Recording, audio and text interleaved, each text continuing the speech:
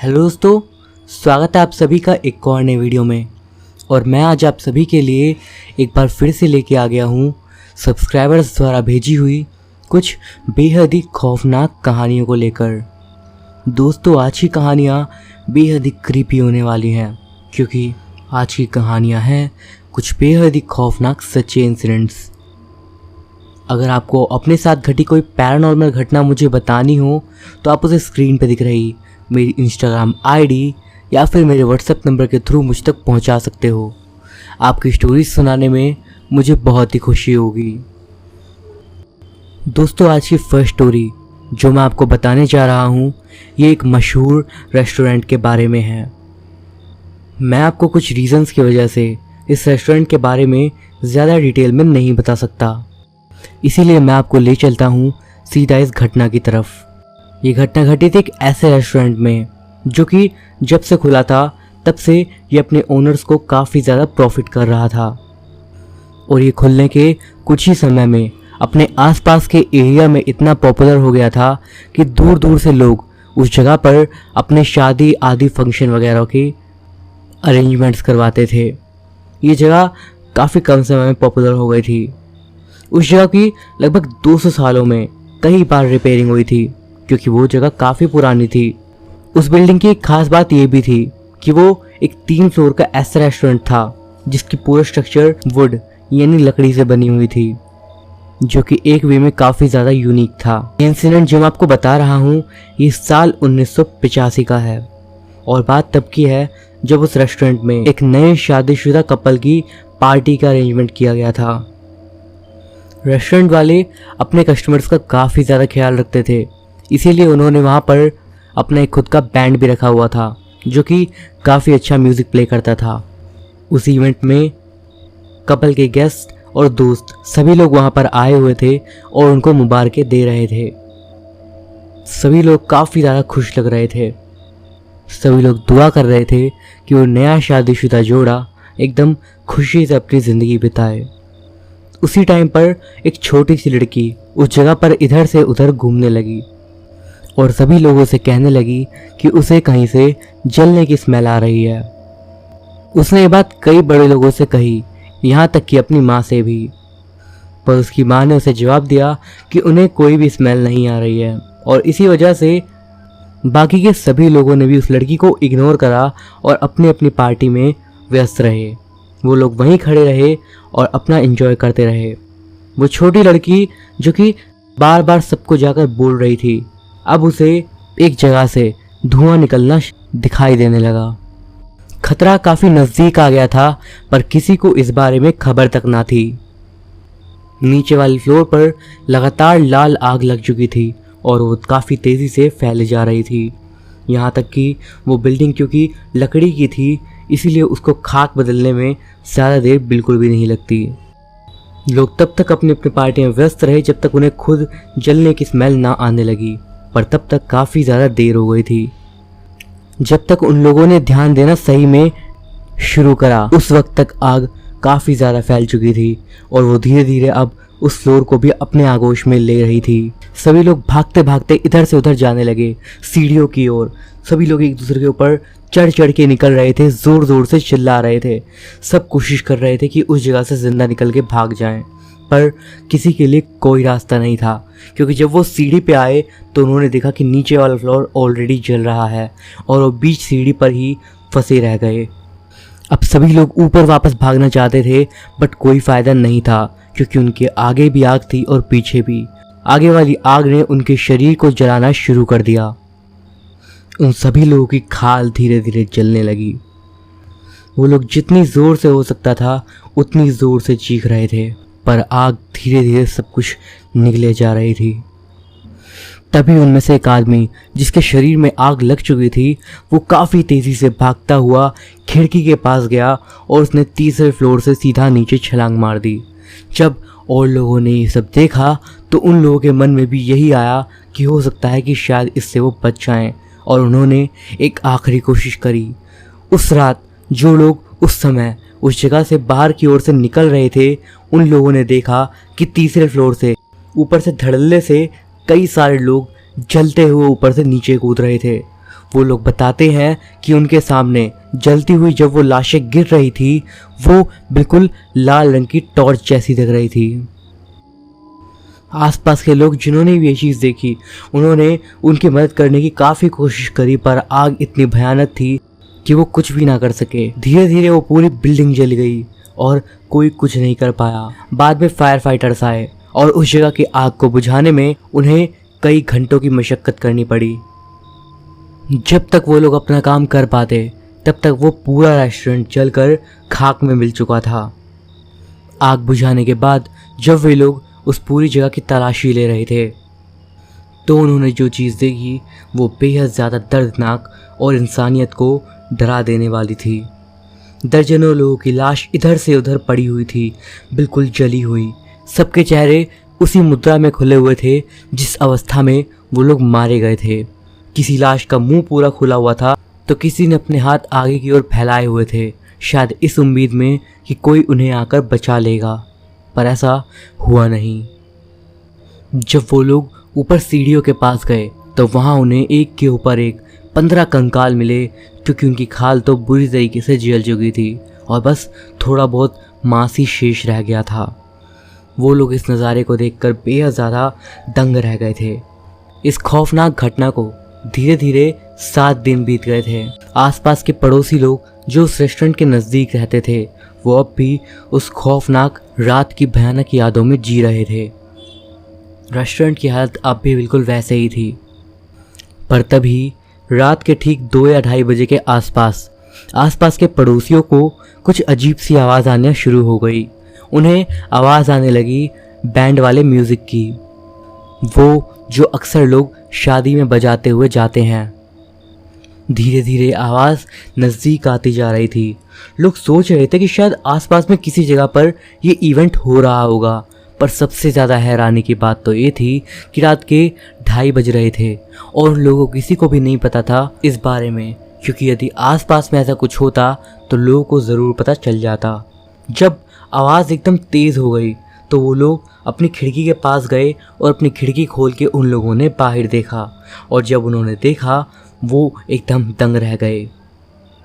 उन्होंने देखा कि कई सारे लोग, जिनमें जवान, बूढ़े और बच्चे भी शामिल थे, वो लोग एक लाल रंग की दुल्हन वाली डोली जो होती है उसे लेकर चुपचाप आगे की ओर बढ़े जा रहे थे, और बस बैंड वाले ही थे जो कि आवाज़ कर रहे थे। इतने सारे लोगों में सिर्फ बैंड की आवाज़ आना ये काफ़ी ज़्यादा अजीब सी चीज़ थी। इसके बाद वे सभी लोग धीरे धीरे उस रेस्टोरेंट के सामने जाकर रुक गए और वहीं पर उन्होंने उस डोली को नीचे रख दिया। इसके बाद एकदम शांति छा गई। वो बैंड वाले भी अपना म्यूज़िक बंद कर दिए और जब ऐसा हुआ पूरे माहौल में शांति छा गई। जो भी ये चीज़ देख रहा था वो डर रहा था। तभी एकदम भयानक घटना हुई। वो सभी लोग जो कि एकदम चुपचाप वहाँ पर खड़े हुए थे वो बेहद ज़ोर से चिल्लाने लगे, इतनी ज़ोर से कि वो आवाज़ आसपास वाले उन सभी लोगों के कान में नासूर की तरह चुभ रही थी। इसके अलावा वो सभी लोग जो कि चिल्ला रहे थे, उन लोगों की आंखों से काले रंग का लिक्विड सा कुछ नीचे गिर रहा था, जो कि वो ना उनके आंसू थे। सभी लोग बेहद ज़्यादा डर गए और सब ने अपने अपने घर के खिड़की दरवाजे बंद कर लिए और चुपचाप अंदर चले गए। ये आवाज़ें सुबह तक आती रही और जब ये आना बंद हुई तब सूरज निकल चुका था। सभी लोगों का मानना था कि बीती रात उन्होंने शैतान का रोना सुन लिया था। इस घटना को कुछ दिन और बीतते हैं। अब उस जगह की उस बिल्डिंग को रेनोवेट करवाना भी था, क्योंकि जिन लोगों की वो बिल्डिंग थी वो तो पूरे घाटे में चले गए थे। तो उन्होंने सोचा क्यों ना इस बिल्डिंग को फिर से बनवाया जाए और फिर से यहाँ पर कुछ नया खोला जाए। जब रेनोवेशन का काम जारी हुआ और 3rd फ्लोर पे काम चल रहा था तो एक दोपहर एक बेहद ही अजीब सी घटना घटी। एक मजदूर जो कि उस जगह पे काम कर रहा था वो एकदम अजीब सा बर्ताव करने लगा। वो अपने किसी भी साथी का जवाब नहीं दे रहा था और सभी लोग उससे पूछ रहे थे बार बार कि आखिर भाई तुम्हें क्या हो गया, पर वो कुछ ना बोलता और वो मानो अपनी ही दुनिया में मस्त था, पर उसके चेहरे पर कोई भी भाव नहीं दिख रहा था। इसके बाद वो एकदम से अपनी जगह पे उठा और खिड़की की ओर बढ़ने लगा। सभी लोग सोच रहे थे कि आखिर वो क्या करने वाला है, लेकिन जब तक कोई भी कुछ रिएक्ट कर पाता उससे पहले ही वो सीधा खिड़की के पास गया और वहाँ से नीचे कूद गया। जब सभी लोग उस जगह पे गए तो उन्होंने देखा कि नीचे कूदने की वजह से उसकी मौत हो गई थी। सभी लोग अच्छे से जानते थे कि उस इंसान के पास सुसाइड करने की कोई वजह नहीं थी और जिन हालतों में उसने सुसाइड करी वो बेहद ही ज़्यादा अजीब थे। इसके अलावा कुछ और दिन बाद एक और आदमी जो कि वहाँ पर काम कर रहा था वो एकदम से ही बेहोश हुआ और उसके बाद जब वो उठा तो वो ऐसी भाषा बोल रहा था जो कि वो पहले कभी जानता ही नहीं था और वो उस एरिया का भी नहीं था, जिस कारण उस भाषा का उसके द्वारा बोले जाना बेहद ज़्यादा अजीब था। कुछ देर बाद वो फिर से बेहोश हुआ पर वो फिर से कभी उठा ही नहीं, क्योंकि उसके बाद वो कोमा में चला गया। आसपास के लोग अब ये बात मान चुके थे कि जो लोग वहाँ पर मरे थे उनकी आत्माओं ने उस जगह को श्रापित कर दिया है, पर इन्वेस्टर्स नहीं माने और उन लोगों ने कई कोशिशें करी और आखिरकार उस रेस्टोरेंट को फिर से रेनोवेट कर दिया गया, बट वो ज़्यादा समय तक नहीं खुल पाया और साल 2006 आते आते उसे एक बार फिर से पूरी तरीके से बंद करना पड़ा, हमेशा हमेशा के लिए, क्योंकि वहाँ पर अजीबोगरीब घटनाएं बढ़ती जा रही थी। अजीब घटनाएं वहाँ पर तब भी होती थी और आज तक होती रहती हैं और लोगों को देती हैं एक डरने की वजह। इसी के साथ दोस्तों अब बढ़ते हैं आज की अपनी अगली घटना की ओर, जो कि हमें हमारे ही एक सब्सक्राइबर निकुंज ने भेजी है। आइए अब घटना की ओर बढ़ते हैं। मेरा नाम निकुंज है और मैं अलवर में रहता हूँ। मैं यहाँ पर अकेला ही रहता हूँ। ये घटना जो मैं आपको बताने जा रहा हूँ ये आज से 2 साल पहले की है। ये घटना मेरे दोस्त के साथ घटी थी और जब भी मैं इसके बारे में सोचता हूँ मैं एकदम हैरान और डर जाता हूँ। मुझे याद है मैं उस शाम को अपने ऑफिस से घर आया था और उसके बाद चूँकि मैं अकेला रहता था, अपना खाना वाना खाकर अपने पीसी को ऑन करके मैं उसमें गेम खेलने के लिए बैठने ही वाला था। मेरा फ़ोन मेरे साइड में ही पड़ा था। गेम्स चलते चलते रात के लगभग 11:30 बज चुके थे। उसके बाद मैं एक बार फिर से पबजी का एक और राउंड स्टार्ट करने वाला था कि तभी एकदम से ही मेरा फ़ोन रिंग होता है। मैंने ध्यान नहीं दिया था पर मुझे काफ़ी ज़्यादा गुस्सा सा आ रहा था कि इस टाइम पर किसकी कॉल आ रही है। मैंने सोच लिया था कि मैं उठाऊंगा नहीं, पर मैंने फिर भी सोचा कि एक बार बस नज़र मार लेता हूँ, क्या पता किसी ऐसे इंसान का कॉल हो जो कि काम का हो। फिर इसके बाद मैंने थोड़ी सी नज़र घुमा के अपने फ़ोन पर नज़र दौड़ाई तो मैंने देखा ये कॉल मेरे दोस्त रोहित की थी। रोहित मेरा बहुत ही पक्का दोस्त था जो कि लगभग मेरे हर अच्छे और बुरे समय में मेरे साथ था। इस बात का महत्व आपको आगे पता चलेगा। जब मैंने देखा कि उसकी कॉल है तब भी मुझे अच्छा नहीं लग रहा था, क्योंकि मुझे नहीं पसंद था कि कोई मेरी प्राइवेसी को डिस्टर्ब करे, बट फिर भी मैंने फ़ोन उठाया क्योंकि वो कॉल रोहित ने करी थी। बट जो मैं सोच रहा था वो बिल्कुल गलत था, क्योंकि वो कॉल रोहित ने नहीं करी थी। दरअसल वो कॉल हॉस्पिटल से किसी ने करी थी और जब मुझे ये बात पता लगी मैं एकदम सोचने लगा कि आखिर क्या हुआ है। उन्होंने मुझे कुछ भी नहीं कहा और बस इतना कहा कि आप जल्द से जल्द हॉस्पिटल में आ जाइए। दरअसल रोहित भी वहाँ पर अकेला ही रहता था और हो सकता है कि उसकी कॉल हिस्ट्री में सबसे ऊपर मेरा ही नाम हो, इसीलिए मेरे पास कॉल आया था। बट उसकी फैमिली भी उस जगह पर नहीं रहती थी। मेरे दिमाग में लगातार ये सब चीज़ें आए जा रही थी कि आखिर क्या बात हुई होगी और मैं बस सोच रहा था कि कहीं उसे कुछ हो ना गया हो, वो ठीक तो होना चाहिए। इसी सब के बीच मैंने ओला कैब बुक करी जो कि रात के 12 बजे मेरे घर के बाहर आकर खड़ी हो गई थी और उसके बाद मैं उस कैब में बैठकर हॉस्पिटल की ओर जाने लगा। देर रात होने के कारण सड़क बिल्कुल सुनसान थी और हमारे अलावा इक्का दुक्का गाड़ियाँ ही दिख रही थी। चारों ओर लगभग अंधेरा हो चुका था। उसी दौरान चलते चलते ही मैंने चौराहे के पास में कुछ सामान देखा जो कि वहाँ पर पड़ा हुआ था, वही कुछ टूने टोटके वाला सामान। ये बात वैसे आपको बहुत ज़्यादा अजीब लगी कि मैंने आपको अभी क्यों बोल दी, बट ये चीज़ मुझे खुद बाद में समझ आई और मैंने उस वक्त तो इस चीज़ पे ध्यान ही नहीं दिया था। बस ये कहिए कि देखा और फिर अनदेखा कर दिया। गाड़ी लगातार चलती रही और उसके बाद मैं हॉस्पिटल में पहुंच गया। मैं एक नर्स के पास गया जिसने मुझे बताया कि मेरे दोस्त का ऑपरेशन अभी चल रहा है। उसे मेरा नंबर मेरे दोस्त की कॉल हिस्ट्री में से ही मिला था। मैं अब काफ़ी ज़्यादा परेशान था कि आखिर उसे क्या हुआ होगा। लगभग 2 घंटे मैं हॉस्पिटल में ही वेट करता रहा और इसके बाद उसे होश आ गया। जब मैं उसके पास गया तो मैंने उससे बात करने की कोशिश करी कि आखिर क्या हुआ था, पर वो कुछ भी जवाब नहीं दे पा रहा था।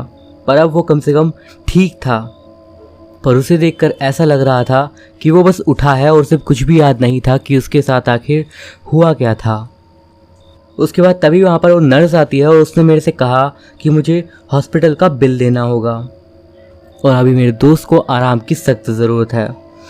नर्स की बात को मानते हुए मैं उससे बात करते करते उस वार्ड से निकल गया।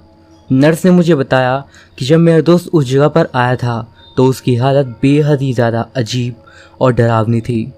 दरअसल हॉस्पिटल में उसे एक टैक्सी ड्राइवर लेकर आ गया था और वो उसे सीधा इमरजेंसी सर्विस में लेकर आया था। देखकर तो सबसे पहले उन्हें लगा कि शायद ड्राइवर ने ही उसका एक्सीडेंट कर दिया है और वो उसे वहाँ पर लेकर आया है। बट जब वो उस जगह पर आके बैठा तो उसका चेहरा दर्द से एकदम भरा हुआ था। वो बहुत ज़ोर ज़ोर से चिल्ला रहा था। उसका चेहरा बिल्कुल सफ़ेद सा पड़ गया था। दरअसल मेरे दोस्त का पेट एकदम फूल सा गया था, बिल्कुल ऐसा जैसा कि किसी प्रेग्नेंट लड़की के साथ होता है। मेरे दोस्त की शर्ट के बटन्स टूट गए थे क्योंकि उसका पेट एकदम से काफ़ी ज़्यादा मोटा सा हो गया था। उसे देखकर लग रहा था कि या तो मानो उसके पेट में शैतान आ गया है या फिर उसने कुछ ऐसा खा लिया है जिसकी वजह से उसके पेट में पॉइजनिंग हो गई थी। इसके बाद उसे गैस्ट्रिक लेवरेज का प्रोसेस अपनाना पड़ा और इस प्रोसेस से भी उसके पेट की सफाई करने में बेहद ज़्यादा टाइम लगा और यही टाइम मैं वहाँ पर खड़ा हुआ था। पर इसके बाद नर्स ने बताया कि मेरे दोस्त को वहाँ पर समय पे ले आए, वरना अगर और देर होती तो शायद उसका बच पाना भी काफ़ी ज़्यादा मुश्किल था। उन्होंने बताया कि उसके पेट से जो भी कुछ निकला वो बेहद अजीब था। मतलब उसमें कोई भारी चीज़ भी नहीं मिली, पर उसमें से इतनी भयानक बदबू आ रही थी जिसे स्मेल करके डॉक्टर्स भी काफ़ी ज़्यादा परेशान हो गए थे। नर्स की ये सारी बातें सुनने के बाद मैं सोचते सोचते पास ही के एटीएम तक गया और वहाँ से अपने दोस्त का बिल पे करने के लिए पैसे निकाल दिए। जब मैं हॉस्पिटल आ गया और बिल पे कर दिया, मैं अपने दोस्त के पास गया जो कि अब पहले से बेहतर था। इसके बाद मैंने उससे फिर पूछा, तब उसने मुझे बताना शुरू करा। बताते बताते भी उसके चेहरे पर डर मैं साफ देख सकता था। उसने बताया कि वो और उसके 2 साथ काम करने वाले वो 3 लोग उस रात शराब पीने के लिए बाहर गए हुए थे। जब उन्होंने काफ़ी ज़्यादा शराब पी ली और घर जाने की बारी आई तो वो भी वहाँ से घर के लिए निकल गया। उसके दोस्त रास्ते में ही अपने अपने टर्न्स पे मुड़ गए और वो कंटिन्यूसली आगे बढ़ता रहा। इसके बाद उसे इतना याद है कि वो चलते चलते काफ़ी ज़्यादा चक्कर सा खा रहा था। वो अपने पैरों पर ठीक से खड़ा भी नहीं हो पा रहा था। उसे काफ़ी ज़्यादा अजीब लग रहा था और उसके बाद वो एक चौराहे के पास आ गया। जब वो इस जगह पर आया, इसके बाद अचानक से ही पता नहीं कैसे उसका पैर एक पत्थर पे पड़ गया और इसके बाद वो सीधा नीचे गिर गया। जब वो नीचे गिरा तो शराब ज़्यादा पीने की वजह से वो एकदम से सड़क पर ही लेट सा गया। वो सड़क पर लेटा हुआ था और तभी जब उसने अपनी आंखें थोड़ी सी खोली तो उसने देखा कि उसके आसपास कुछ फल पड़े हुए थे जिनमें 2-3 सेब थे।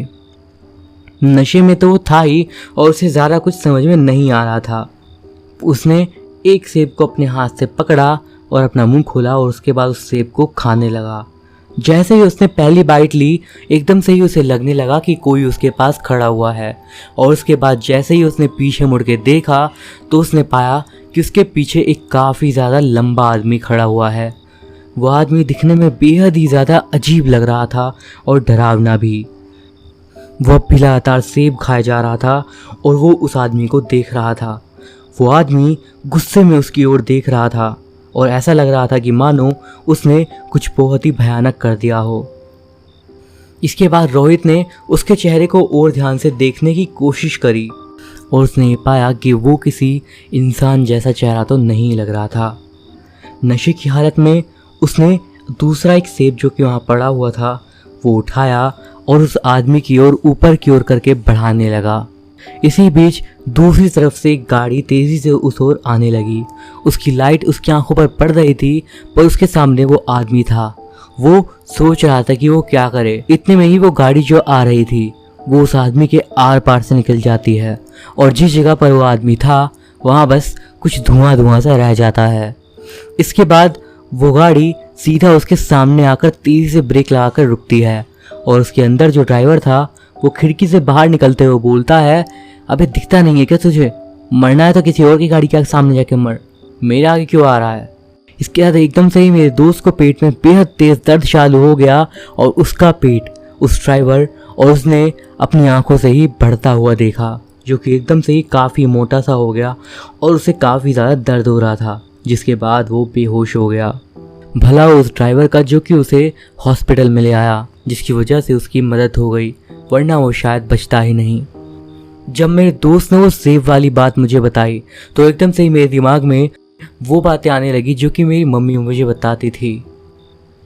दरअसल चौराहों पर लोग अपना टोना टोटका करके बेहद ज़्यादा सामान वहाँ पर रख देते हैं। इसमें उनकी खुद की मुसीबतें होती हैं जिनसे छुटकारा पाने के लिए वो उसे किसी खाने पीने के सामान या फिर ऐसी किसी चीज़ में चौराहे पर डाल के रखाते हैं और उसके बाद जो भी उन चीज़ों को छू लेता है या परेशान करता है वो चीज़ें उसके पीछे पड़ जाती हैं।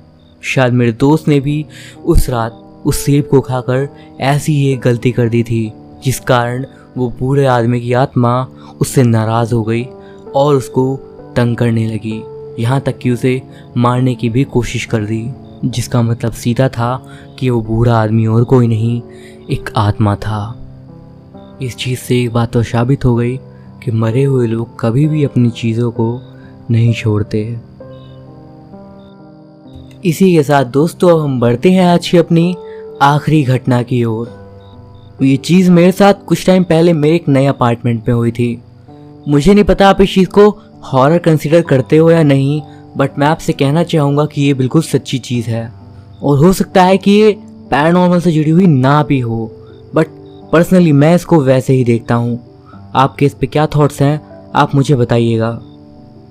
कुछ महीनों पहले मैं अपने होम सिटी को छोड़कर, अपने फैमिली फ्रेंड्स को छोड़कर अपने घर से काफ़ी दूर एक नए फ्लैट में शिफ्ट हुआ था। मैं काफ़ी ज़्यादा एक्साइटेड था नए दोस्त बनाने के लिए। मैं अपनी इस नई लाइफ को लेकर काफ़ी ज़्यादा खुश हो रहा था क्योंकि मुझे लग रहा था कि सब कुछ एकदम बढ़िया होगा। एक रात में अपने काम से आते आते अच्छा खासा लेट हो गया। जब मैं घर आया तो मैं काफ़ी ज़्यादा थक गया था और मैं एकदम परेशान सा हो गया था। मैं जैसे तैसे करके अपने लिए कुछ खाने का सामान बनाया और उसके बाद मैं सोचा कि टीवी देखूं या ना, पर तभी मेरा ध्यान कुछ अलग ही चीज़ों पर चला गया। दरअसल उस अपार्टमेंट को अभी तक मैंने पूरा अच्छे से छाना नहीं था क्योंकि वहाँ पर पहले वालों का सामान भी पड़ा हुआ था अभी भी। उस जगह में कुछ तो बात थी जो कि अलग सी थी। जब मैं सबसे पहले वहाँ पर आया था और अपने घर पे अपने घर पर अपनी मम्मी को वीडियो कॉल पे करके सारा वहाँ का सामान दिखा रहा था, तो मैंने उस जगह की 2 अलमारियों को देखा और वो काफ़ी ज़्यादा अजीब थी क्योंकि उसके अंदर सामान अभी भी पड़ा हुआ था। एक अलमारी में एक बूढ़े आदमी के कपड़े और जूते और दूसरी अलमारी में एक बूढ़ी औरत के कपड़े तथा सैंडल्स।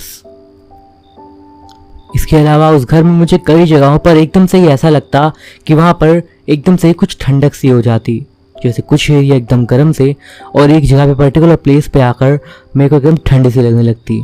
ऐसी 3-4 जगहें थी लेकिन सारी किचन के पास में। जब मैंने अलमारी के अंदर वो सारा सामान देखा तो मैंने जिस ब्रोकर से फ्लैट लिया था उससे पूछा कि अब मुझे क्या करना है, तो उसने उस पर जवाब दिया कि अब ये तुम्हारा अपार्टमेंट है, जो तुम्हारी मर्जी हो वो करो।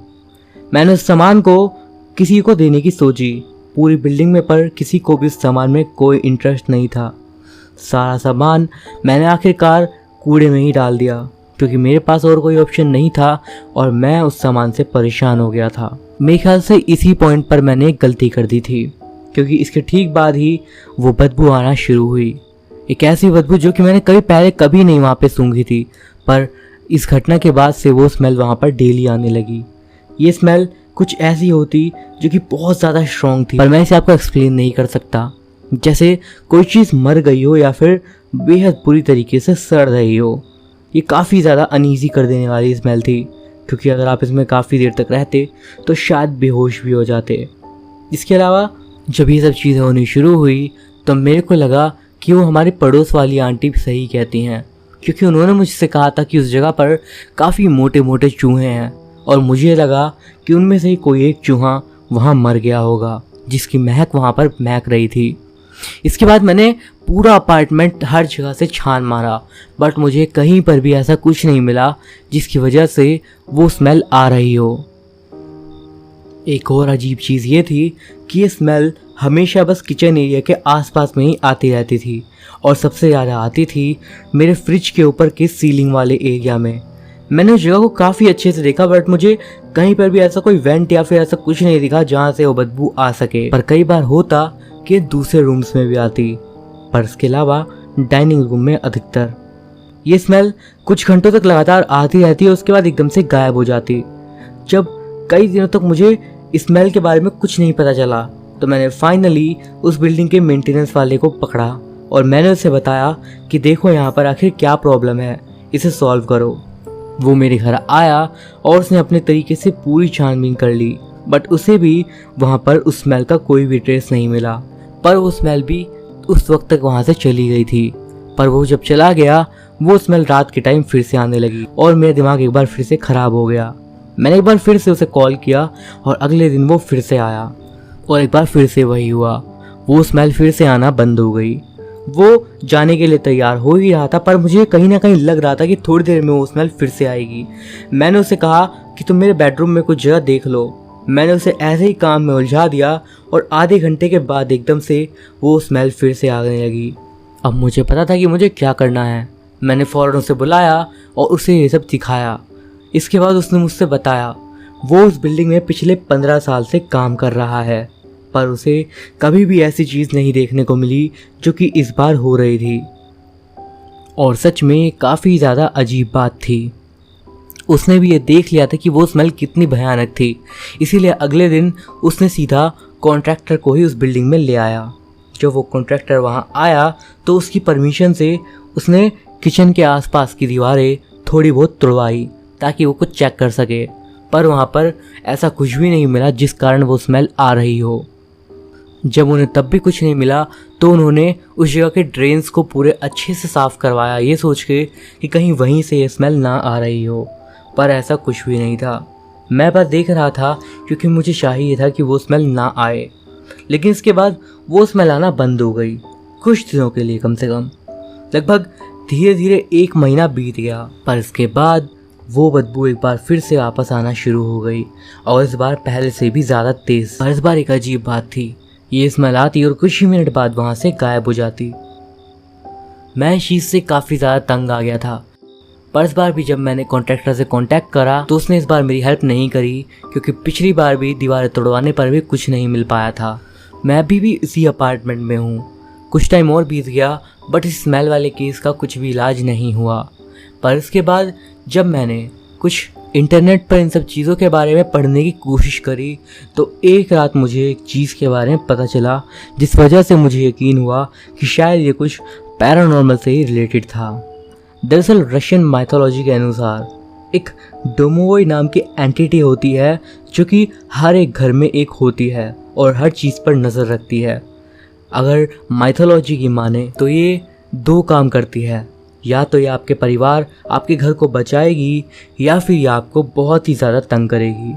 ये कुल मिला के इस बात पे डिपेंड करता है कि आप उसके साथ कैसा व्यवहार करते हो। पर पर्सनली तो मुझे यही लगता है कि ये कोई पुरानी आत्मा ही है जो कि लोगों के घर में जाकर उन्हें हॉन्ट करती है। आपका इस बारे में क्या ख्याल है, मुझे कमेंट्स के ज़रिए ज़रूर बताएं। तो दोस्तों ये थी हमारी आज की स्टोरीज़। वीडियो आपको कैसा लगा मुझे कमेंट के ज़रिए ज़रूर बताइएगा। आपके कमेंट्स मेरे लिए काफ़ी वैल्यूएबल हैं। अगली वीडियो का टॉपिक भी आप कमेंट्स के ज़रिए मुझे बता सकते हो, और स्टोरीज़ आपको पसंद आई या नहीं ये भी। वीडियो पसंद आई तो प्लीज़ वीडियो को लाइक करिएगा, क्योंकि आपके लाइक्स ही मेरे लिए अगले वीडियो का मोटिवेशन है। मैं अभिषेक मिलता हूँ आपसे अगली वीडियो में कुछ और सच्ची खौफनाक कहानियों के साथ। तब तक के लिए बाय।